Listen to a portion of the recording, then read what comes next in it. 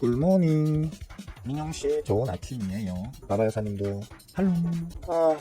오늘은 뭐 딱히 별로 씹을 말이 없어요. 어떡해. 그냥 어제까지 얘기했던 그 추세 안에 있기 때문에 할 말이 없네요. 지난 야간에 역외환율 상황 그냥 그만 했었습니다. 제가 말씀드렸던 그 추세 내에서 움직이고 있는 상황입니다. 그렇기 때문에 별반 차이가 없는 상황이고요. 추세 전환이라는 게 사실 매일 방송을 하고 있지만 추세의 어떤 큰 변화라는 건 하루 이틀 만에 나오고 이런 게 아니거든요. 최소한 며칠 단위로 쭉 이어지며 움직이는, 이런 식으로 이어지며 움직이는 게 일반적인 것이라서, 특별히 저번에 이제 도란봉화가 관세 전쟁을 막 시작했을 때 그때의 어떤 미친 듯한 널뛰기 상황, 매일매일 하루는 치솟았다가 하루는 처박았다가 이런 거를 이제 반복하는 어떤 이제 특정 시기를 제외하고 나면 일반적으로 어떤 그 지수적 측면의 흐름이라는 건 연속성을 좀 가집니다. 그러다 보니까 지금처럼 이제 좀 긴 행보를 보이는 장세에서는 방향성을 예측을 해두게 되면 이제 그걸 기다리는 그 며칠 동안은 좀 많이 지루할 수 있습니다. 지루하네요. 지루하네. 미국장이 지난주 금요일날 쉬었었죠. 그래서 미국장이 지금 총 사흘을 쉬고 지금 어제 야간에 열렸었는데 이제 추가 조정이 좀 나왔습니다. 이런 식으로 추가 조정이 나온 상태인데 그만큼 도란봉화가 미국을 자해하고 있다. 일단 투자자들은 그렇게 보고 있다는 거죠, 그죠? 야, 도란봉화가 지금 열심히 자해 행위를 하고 있구나. 미국장이 지금 일단 최소한 단기적으로는 비전이 안 보이네. 이런 지금 상황입니다. 필라델피아 반도체 4대 지수 모두가 지금 사실은 큰 조정은 아니고 가벼운 조정을 또 받았는데 필라델피아 반도체 지수도 조금 주저앉았습니다. 당연하겠죠. 가장 근본적인 원인은 도란봉화가 엔비디아에게 중국으로의 H20 맞나요? H20인가요? 하여튼 수출 금지 때리면서 수익성 악화를 확신할 수밖에 없는 그런 상황이다 보니까 전 세계 반도체의 대장주라 할 수 있는 엔비디아가 일단 조정을 받으니까 필라델피아 반도체도 조정을 받고 아마도 이제 오늘 우리 장에도 약간의 조정은 있을 수밖에 없다라고 생각을 하셔야 될 겁니다. 다만 이제 제가 계속 얘기를 하고 있는 거지만 우리는 지금 이제 이 뉴스를 기다리고 있죠, 그죠? 지금 우리 시장이 원달러 환율이 저렇게 횡보를 하고 또 우리 어떤 시장이 조금은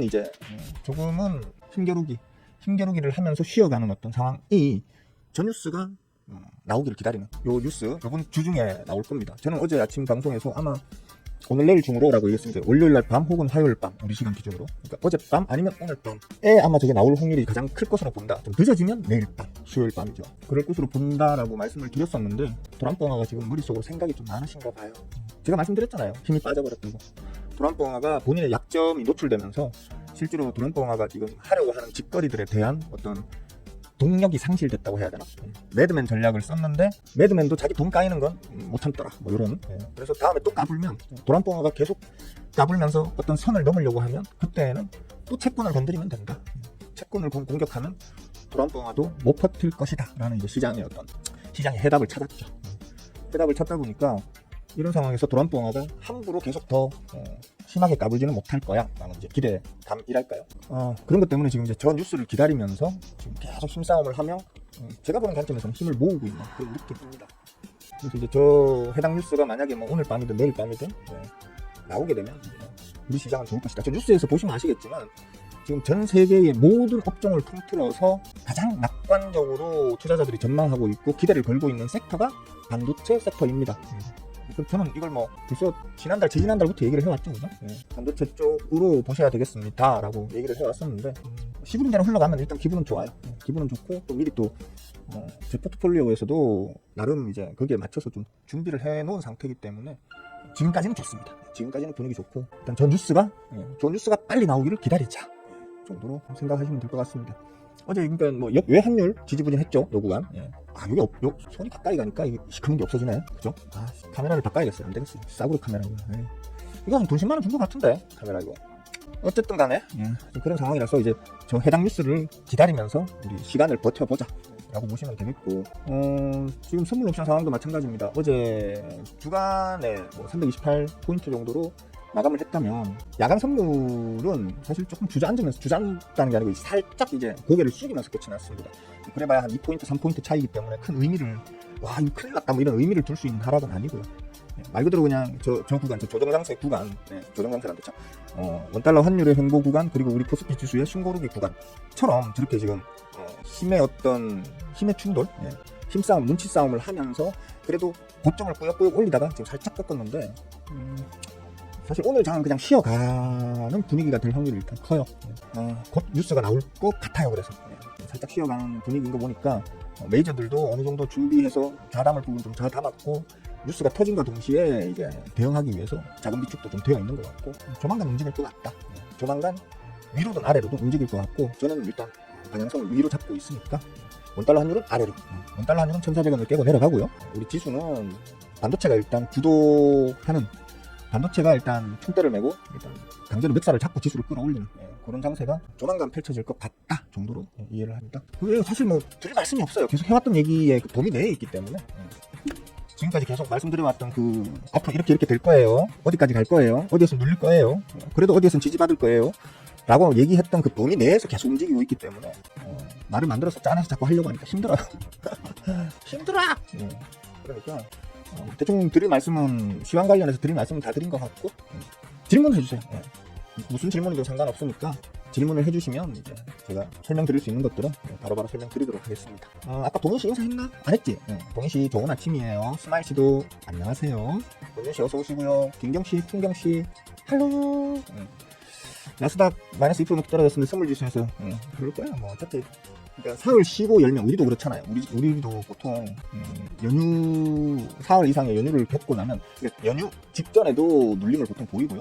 연휴가 끝나고 나면 연휴 기간 동안에 이제 시장에서 어떤 낙관적인 호재로 작용할 만한 이슈가 없을 경우에는 장 초반에 이제 좀 눌리는 경향이 있어요. 눌리는 경향이 있고, 어느 정도 말 그대로 단기 눌림을 겪고 나면 특별할 게 없잖아. 특별히 뭐 새로 발생한 악재나 이런 것들이 있으면 이제 모르겠는데, 그게 아니라고 하면 살짝 반등이 또 나오기도 하죠.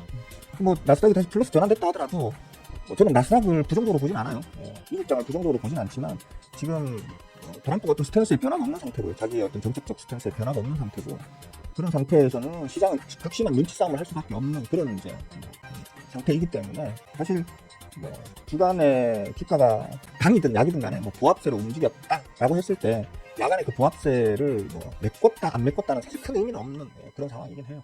트럼프 스탠스 변화가 있어야 돼요. 트럼프는 이미 약점이 노출된 게, 제가 언제 얘기했습니까? 그 전부터도 트럼프는 자해 행위를 하고 있다, 이거 절대 성공 못할 거다, 아마도 실패하고 개욕을 많이 쳐드실 거다라고 계속 얘기를 해왔었는데, 제대로 딱 얘기한 거는 이제 중국을 제외한 모든 국가의 관세를 90일 유예하겠다라는 발표 딱 나왔을 때 트럼프 패배 확정이라고 제가 얘기했죠. 그죠?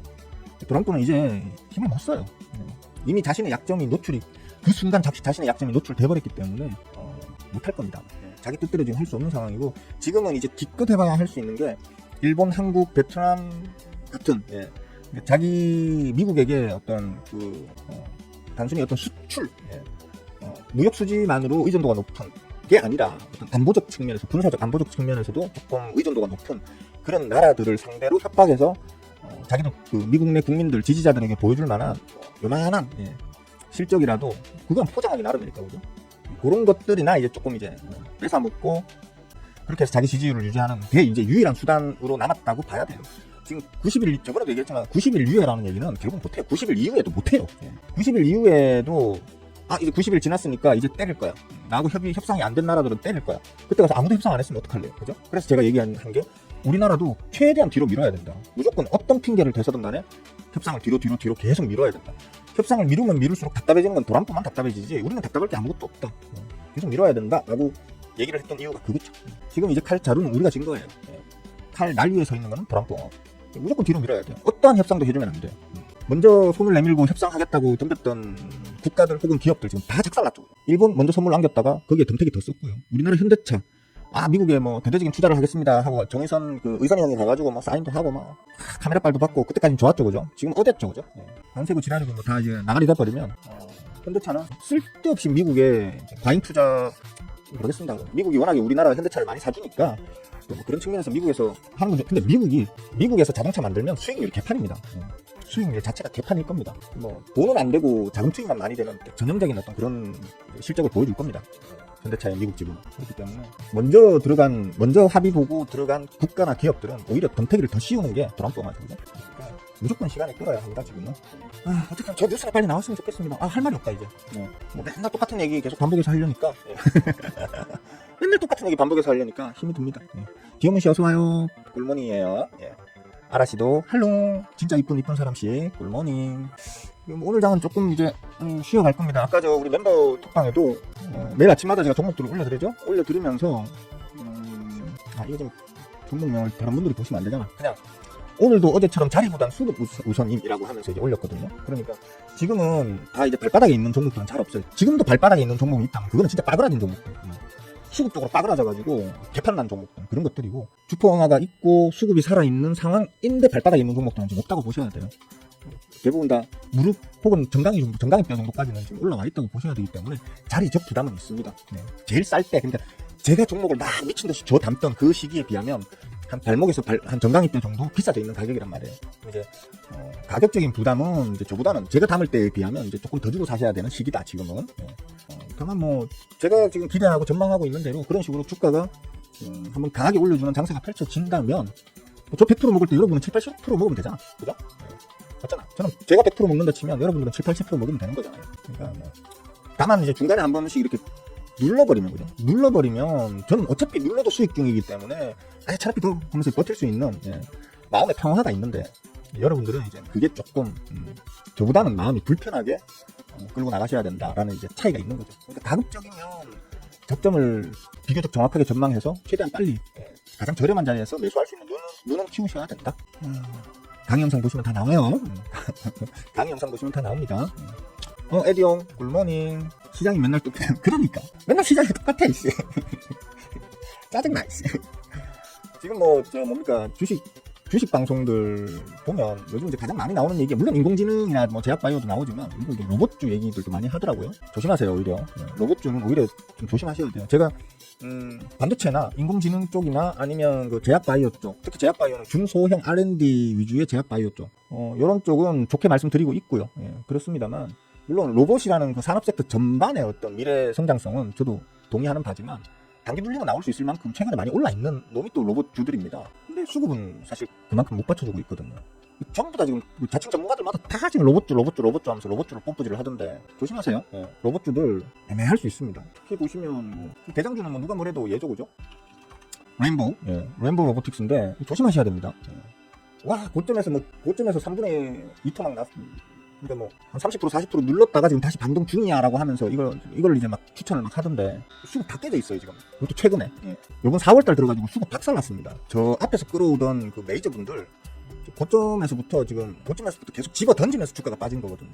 박살나 있습니다. 조심하셔야 돼요. 레인보우 로보틱스를 대장주로 해서 두산 로보틱스는 아예 뭐 별 혜택을 못 받죠. 그 외에 뭐 중소형 어떤 그 로봇주들 뭐 로보스타 뭐 이런 것들 전부 다 보면 지금 단기적으로 좀 어느 정도 많이 해먹을 거 해먹고, 지금은 수급적으로 그렇게 눈이 번쩍 뜨일 만큼 수급적으로 좋은 모습을 보여주지는 못하고 있는 상황이에요. 몰라요. 지금 각 방송사에서 나오는 전문가라는 것들마다 막 다 로봇 노래를 부르면 그게 또 수급을 좋게 만들어 줄지는 모르겠습니다. 하지만 뭐 그렇게 뿜뿌질하면 호구개미들이나 솔깃해가지고 기어 들어갈 수는 있을지 몰라도 메이저들은 스스로 다 판단해서 움직이기 때문에 메이저들의 입장에서는, 제가 만약에 메이저라면 저는 지금 로봇주 안 건드릴 것 같거든요. 오히려 좀 더 충분한 그 충분한 조정이 나오면, 그러니까 디스카운트가 좀 더 되면, 할인이 좀 더 되면 그때 뭐 담아 들어가 볼까? 지금은 좀 아닌 것 같다라고 생각할 것 같아요. 그러니까 로봇주 뽐뿌질 한다고 아무거나 무지성으로 막 담아 들어가시는 분들은 저희 구독자 중에는 없었으면 좋겠다.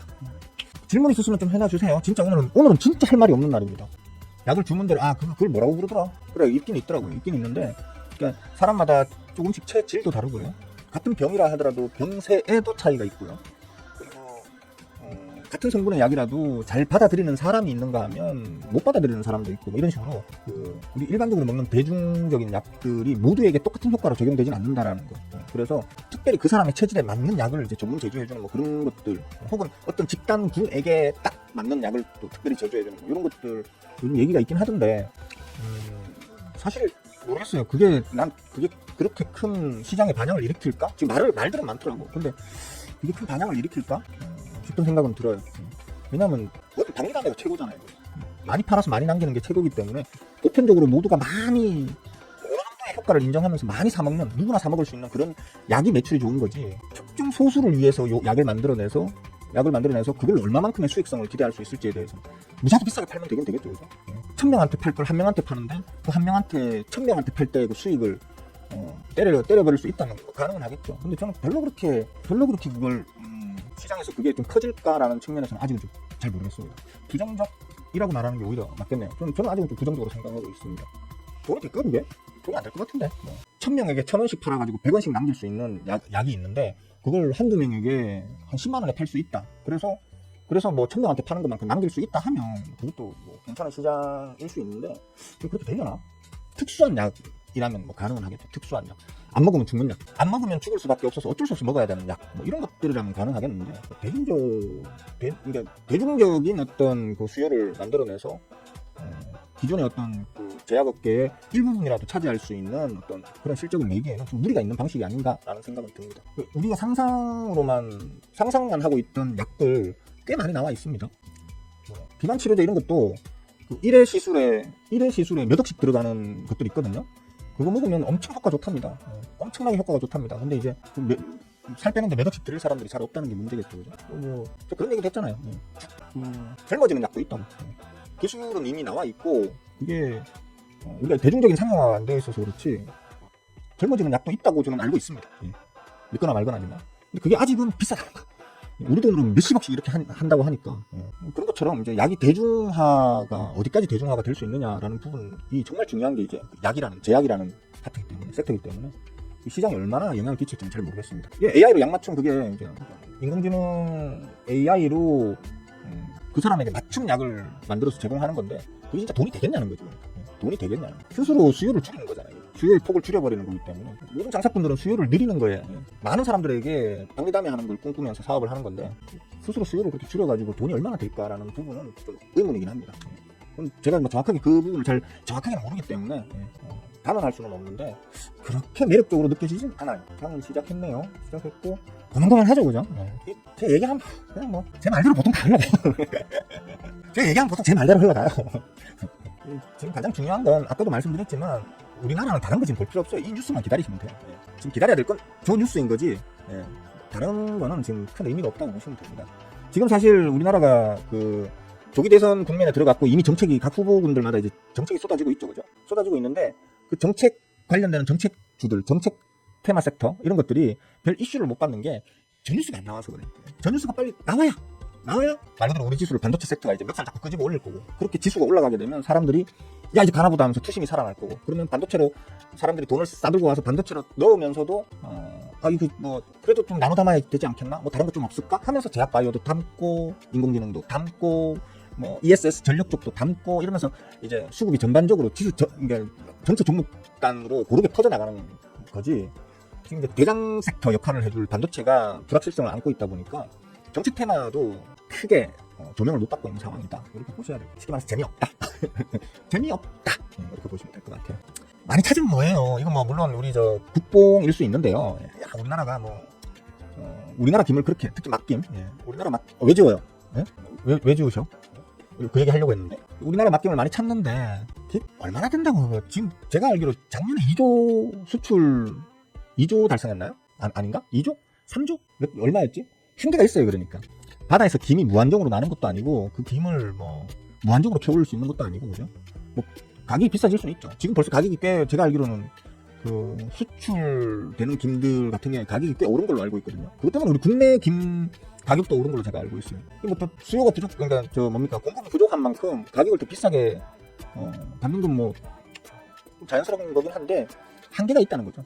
그러니까 뭐 다른 어떤 공산품들이나 뭐 하다못해 그러니까 반도체 같은 뭐 MLCC나 이런 것들처럼 그냥 기계 돌려놓고 무한정으로 찍어낼 수 있는 그런 게 아니잖아요, 그죠? 그런 게 아니다 보니까 성장성의 한계는 좀 뚜렷하게 있는 거고요. 전 세계가 김 없이는 밥을 못 먹는 세상이 온다 손 쳐봐요. 온다 손 치더라도 우리나라가 공급할 수 있는 한계는 뚜렷하게 있는 거거든요. 오히려 그런 식으로 이제 뭐 무슨 특화가 있는 아니면 기술적으로 엄청나게 제조가 어려운 뭐 그런 것도 아니고 그죠? 진짜 돈이 된다 싶으면 이제 전 세계 벌써 저는 어디야? 베트남 김도 제가 본 적이 있고요. 나가보면 해외 나가보시면 압니다. 베트남 김, 중국 김 이런 것들 벌써 나옵니다. 한국 김이 최고로 쳐주니까 조금 더 비싸도 한국 김을 사 먹고는 있는 걸로 알고 있는데 매번 밥상머리에서 계속 먹어야 되는 어떤 반찬, 고정 반찬으로 고정 사이드 디시로 여겨진다고 하면 그냥 싸게 많이 주는 거 다 사 먹기 마련이거든요. 뭐 우리나라가 이제 김으로 더 이상 어떤 더 큰 매출을 올릴 수 있는 거는 좀 한계가 있다고 봐야 되겠죠. 갑자기 김 얘기는 왜 하셨어요? 반도체라서? 응? 검은 반도체라서? 뭐 2조 3조는 사실 우리나라 전체 수출액 중에서는 아주 소액이죠, 그죠? 지금 자체만 놓고 보자면 예전에는 많이 해봐야 수출 많이 해봐야 1,000억, 2,000억, 3,000억이었는데 지금 뭐 연간 2조 달성했다고 했나? 그렇게 본 것 같은데. 어마어마하게 좀 많이 성장한 건 맞지. 일종의 유행 같은 거거든요. 그 유행이 얼마나 계속 이어질지는 모르는 건데 한국의 김이 그렇게 맛있어서 평상시에 애들 간식으로 줘도 애들도 잘 먹더라. 뭐 이런 것 때문에 지금 유행처럼 번져나가고 있는 거잖아요. 유행이라는 게 또 금방 식기 마련이라서, 그죠? 얼마나 이어질지 모르겠습니다. 다시 말하지만 우리나라는 우리 집만 해도 그래요. 저희 집만 해도 김이 집에 떨어지는 일이 거의 없습니다. 항상 1년 365일 항상 김은 있습니다. 그래서 밥상을 차리면 김통이 항상 이제 옆에 같이 놓이는 그런 식으로 먹고는 있는데 해외에서 과연 그렇게 할까라는 부분은 저건 뭐 이렇게 고기 썰어 먹고 하는데 그 김을 옆에 놔두고 하나씩 찍어 먹을까? 지금은 오히려 걔네들은 밥 반찬의 개념보다는 간식의 개념으로 먹죠, 그죠? 스낵 일종의 그러니까 과자 같은 느낌으로 맛김을 소비하고 있단 말이에요. 그게 유행이 언제까지 이어질지 저는 그렇게 길지는 않을 것 같아서 유감스럽게도 길지는 않을 것 같다. 길게 가려면 우리나라가 계속해서 좀 문화 강국의 자리를 계속해서 유지를 해야 돼요. 김이 뭐 특별히 너무 맛있다 아니면 특별히 막 건강에 어마어마하게 좋다 이래서 먹는 게 아니잖아요. 야 이거 한국 거래. 한국 드라마 오징어 게임 재밌게 봤는데 한국 거는 다 좋은가 봐. 야 그 드라마에 보니까 막 하정우가 김을 갖다가 막 먹잖아요, 그죠? 야 맛있어 보여서 뭐지 이러면서 이제 한국 사람들만 먹는 어떤 한국의 맛이라는 개념으로 그걸 소비하는 것 같은데 그렇게 유행이 오래 갈 것 같진 않다. 쓸데없는 거예요. 좀 말을 길게 했네요, 그죠? 김에는 밥이 아닌 맥주? 그런가요? 저도 이제 나이를 먹다 보니까 예전에는 닭김을 좋아했거든요. 짭짜부리 하이, 기름 발라놓고 시하이. 나이 먹다 보니 생김을 좋아하게 되더라고. 생김 납대대한 거 있잖아요. 그거 이제 사와가지고 아쉬운 대로 가스불에라도 한번 설설설 해가지고는 잘라가지고 간장에다 싸먹는 거, 간장에 밥 싸먹는 거. 저는 이제 저도 나이가 들다 보니까 그렇게 변하더라고요, 입맛이. 뭔 얘기하다가 이게 나왔지? 들리시는 거. 그 포쟁이 그 아줌마 아저씨들이 저거 정원에 쭈그리고 앉아가지고 연탄불에 김 굽는 생각하니까 좀 웃기긴 하다. 응? 연탄불에 김이래 굽고 있는 거 생각하니까 좀 웃기긴 하다. 질문 있으십니까? 질문 있으면 질문을 좀 해주시면 좋겠습니다. 위에 저 김경씨가 해주신 저 질문. 요거는 그러니까 아시죠? 저는 뭐 특별히 뭐 비관적인 뭐 그런 사람 아닌 거 아시죠, 그죠? 저는 이거 좋아 보이면 좋아 보인다, 나빠 보이면 나빠 보인다. 이거 잘 모르겠다, 잘 모르는 건 잘 모르겠다. 좀 분명하게 얘기하는 스타일이잖아요. 근데 사실 이거 맞춤 제약, 그죠? 맞춤 제약 부분은 그렇게 매력적으로 느껴지진 않는다. 몰라, 예를 들어 우리 동네 병원에 갔어. 동네 병원에서 처방을 이렇게 해주면 이제 처방전, 프리스크립션이라고 하죠. 맞나? 영어를 하도 안 쓰다 보니까 맞을 거야. 프리스크립션. 그 처방전을 들고 그 약국에 가면 거기 처방전 안에 내 나이, 그다음에 내 어떤 모든 뭐 바이탈 하여튼 뭐 그런 것들이 있어가지고 이 사람한테 맞춰가지고 약을 조제해줘 하면 그 약국에서 이 사람의 몸에 딱 맞는 약을 그 현장에서 조제해서 주는 정도로 대중화되면 모르겠는데 제약사가 그 개개인의 맞춤으로 어떻게 약을 만들어서 판다는 얘기죠? 결국에는 극소수의 진짜 떼부자들한테만 맞춤 제작해서 파는 것 외에는 저는 방법이 생각이 안 나거든요. 그렇게 그러니까 이 제약 시장의 한 부분을 담당할 만큼의 그런 영향력은 없을 것 같다라는 게 일단 제 생각입니다. 저도 그건 잘 몰라요. 그러니까 한 번씩 그런 경우가 있어요. 그러니까 저도 이게 이제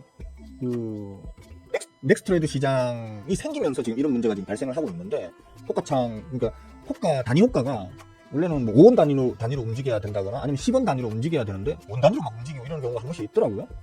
그게 왜 그런 일이 생기는지 저도 아직은 파악을 못하고 있어요. 그게 이제 장 중에는 안 그렇지 않나요? 응? 다섯시 장 중에는 안 그렇지 않나요? 그러니까 장 마감하고 넥스트 트레이드 시장, 그러니까 장 전이랑 장 마감 이후에, 그러니까 정규장 외에 그 대체 거래소 시장에서만 그렇게 나오지 않나요? 저도 그거 보고는 신기하네, 왜 이러냐? 요즘 들어서 한 번씩 보이네, 이런 게. 이런 의문을 가졌었거든요. 근데 뭐 제가 들고 있는 종목에는 문제가 없다 보니까 별 신경을 안 쓰고 그냥 지금 뭐 수정되겠지 뭐 이런 식으로 생각하고. 정규장에서 그렇게 됐었어요. 신의 한주씨 어서와요. 좋은 아침입니다. 그러니까 매수할 때가 언제냐고. 그래요. 정규장이냐고 아니면 저 대체거래 쪽이냐고. 정규장이나? 모르겠어요. 모르겠어요 그거. 예. 4천 얼마 때면 지금 5원 단위로 움직여야 되는 거 맞죠? 그죠? 4천 얼마면 5원 단위로 움직이는 자리죠. 누가 다 까먹었다. 신경 안 쓰면 까먹어요. 5원 단위일 거야 4천 얼마면. 근데 그게 1원 단위로 그렇게 잡히더라고. 잡히길래 신기하네 진짜. 우리 지금 어제 따스이 씨가 그 제자톡방이었나? 따스이 씨가 제자분 맞죠? 아닌가? 맞지 그제?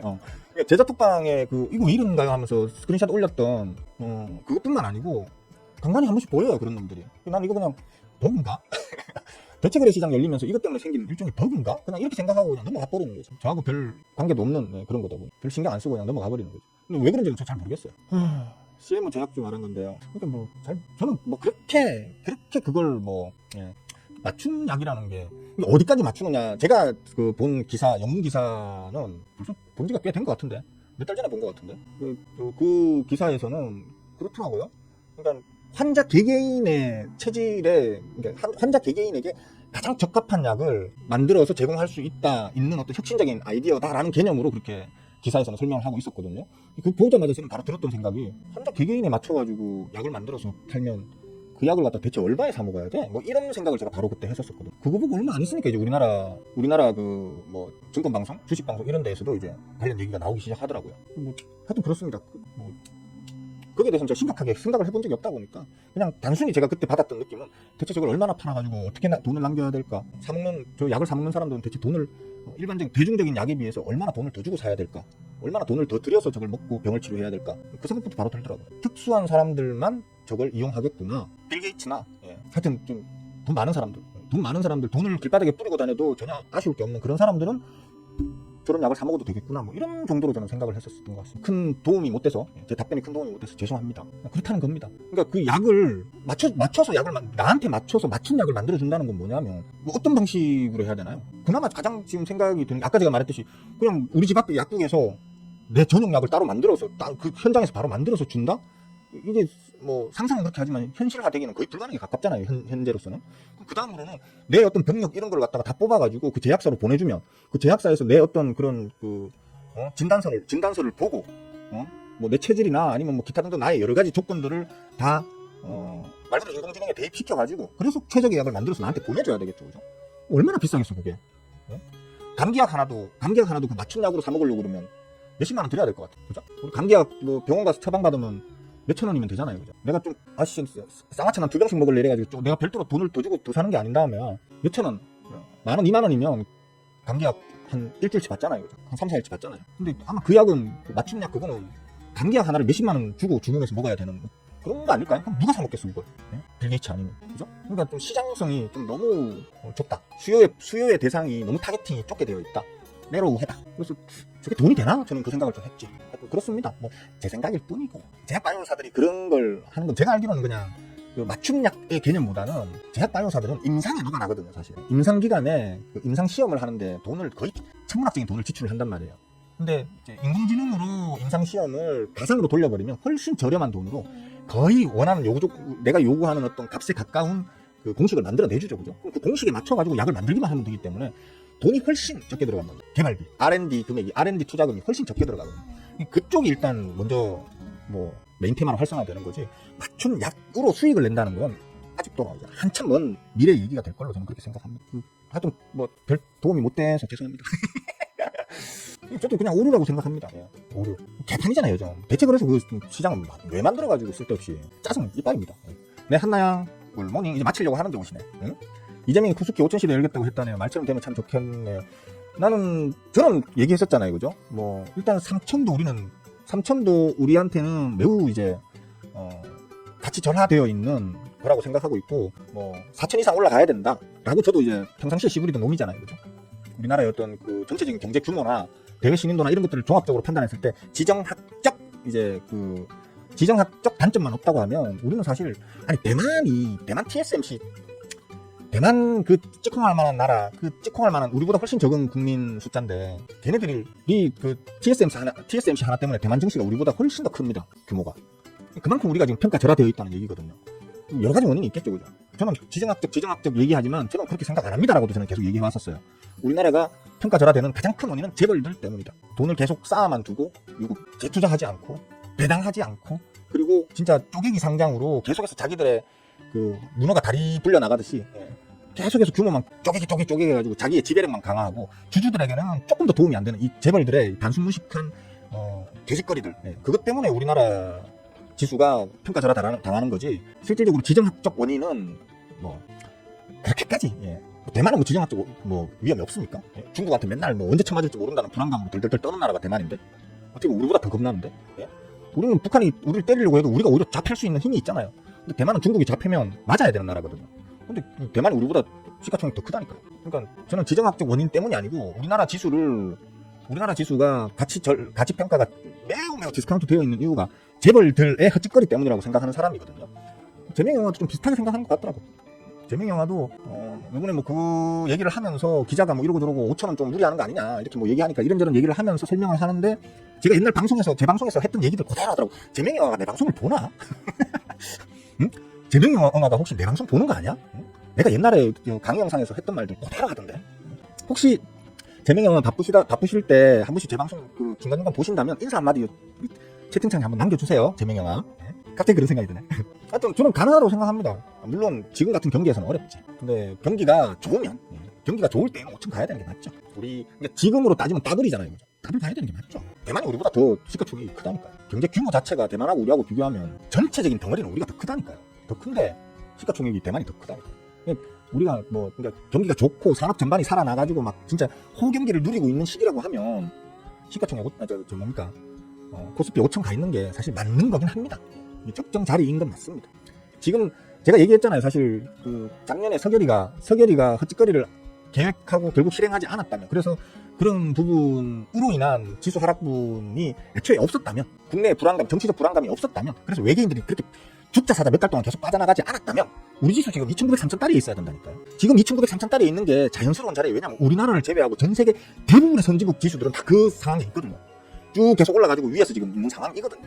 우리는 다른 나라들이 코로나 이후로 쭉 올랐을 때 우리는 살짝 오르는 척하다가 그다음부터 계속 빠졌단 말이에요. 서결이 때문에. 이 갭이 이만큼 크게 있는 거예요. 우리는 코스피 지금 원래는 지금 작년까지 대통령이 서결이가 아니었다면 우리 지수 2,900, 3,000 가 있는 게 맞아요. 지금 계속 제가 얘기했던 게 오히려 지금 최근 같은 이제 무역 전쟁이 벌어지고 도란도가 계속 사고를 치는 헛소리를 삘삘 해대는 이것 때문에 전 세계 시장이 흔들리더라도 우리 장은 오히려 하방 지지력을 가질 것이다. 오히려 우리 장만 좋을 수도 있을 것이다. 라고 내가 언제부터 얘기했습니까?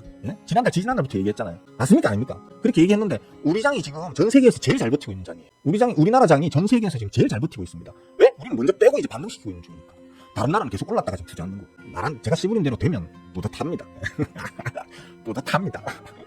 이런 거를 미리 조금 알고 대응할 수 있는 성견지명을 키우셔야 돼요, 여러분들도.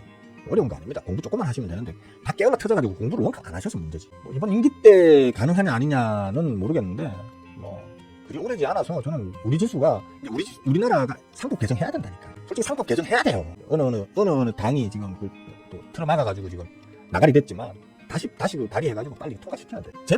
우리나라 재벌들이 여러분들 잘 몰라서 그런데 우리나라 재벌들은 전 세계적으로 유명합니다. 전 세계적으로 유명합니다. 그리고 전 세계인들에게 우리나라 재벌들은 또 그런 이상한 그 오너들이 다 있지 이런 소리까지 들을 정도로 하여튼 그렇습니다. 더 얘기하면 또 우리나라 재벌들 삐져가지고 여기 와서 악플 달까봐 겁이 나가지고 더 얘기는 못하겠어요. 그러니까 상장 조건도 강화해야 되고요. 진짜 상장되어야만 할 놈들만 상장이 되도록 상장 조건도 강화해야 되고요. 배당 성향도 더 늘려야 되고요. 유보금 쌓아두는 거 줄여야 되고요. 그 유보금을 쌓아두는 걸 줄인다는 건 뭐냐면 배당 더 많이 주고 R&D 투자 더 많이 하라는 거거든요. 아니 근데 솔직히 주식회사가 배당 주고 R&D 투자 많이 해야지 성장성이 있는 거 아닙니까? 추가의 어떤 투자금도 더 들어올 수 있는 거고. 근데 재벌들은 그렇게 안 하죠, 그죠? 자기 지배력 강화에만 목숨을 걸기 때문에 다른 주주들이 돈을 벌고 이런 거에 관심이 없죠, 그죠? 나쁜 새끼들이라니까. 우리나라 재벌들은 나쁜 새끼들이라고 딱 공식을 만들어 놓고 생각하면 정말 쉬워요. 모든 걸 분석하는 게 엄청 쉬워져요. 재벌들은 나쁜 새끼들이야 라고 딱 못을 박아놓고 그러니까 기업의 이익이 우선이 아니고요. 자기 자신의 이익이 우선인 것들이거든요. 심지어 그걸 자기 자신의 이익을 우선하기 위해서 심지어 불법도 서슴지 않는 게 재벌들이다라고 딱 생각하시면 돼요. 그렇게 딱 공식을 박아놓고 분석을 하시잖아요. 그러면 대부분의 어떤 주가 흐름은 눈에 다 보입니다. 걔네들 투자 다 끝났는데 뭘 투자를 지금 또 안 받아줘요. 내래 벌써 다 개발 완료해서 지금 몇십 기를 찍어놨구만. 이 M&I 기차 탔어요. 이러면서 이 흉내가 안 되네. 이 정갔나 M&I 이미 필요할 때 줘야지 말이야. 다 찍어놨는데 우리 인민들 쩔쩔 굶으면서 다 찍어놨는데 말이야. 이제 와서 뭘 투자한다고 그래. 총살이야. 아버지 탄광으로 보내버려. 보내라. 또 쓸데없는 소리 하는 거 보니까 이제 방송 빨리 끝내야겠습니다. 영어 단어? 무슨 영어 단어가 있어?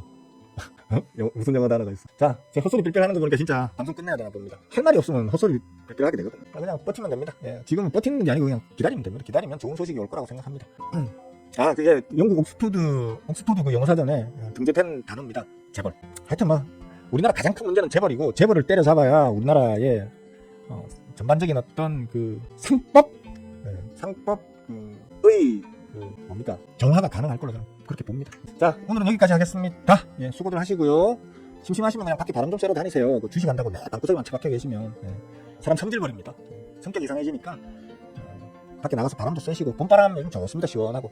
그렇게 하시면 되겠습니다. 저는 우리 사랑하는 모친 그 아침밥 좀 챙겨드리고 난 다음에 해변 카페에 가서 꿀 유자차 한잔 마시면서 백수 커플들 나 잡아봐라 하면서 뛰어다니는 구경이나 좀 하러 가야겠습니다.